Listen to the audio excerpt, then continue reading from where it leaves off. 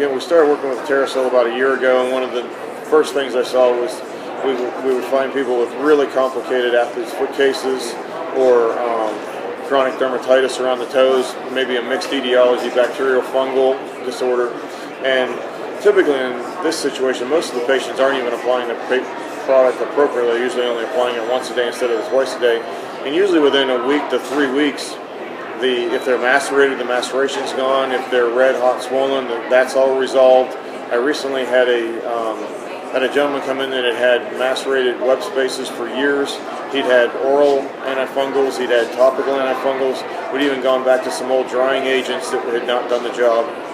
1 week with the Terrasil once a day, and all of the maceration was gone. The wounds, the web spaces were dry. All the itching and drainage was resolved in that week as well.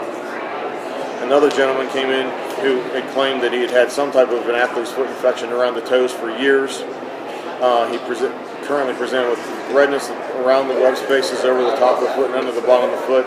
Put the material on for approximately 3 weeks, came back in and was 99% cleared inside of 3 weeks. And as he said, he'd never had his feet that clear at any point in time.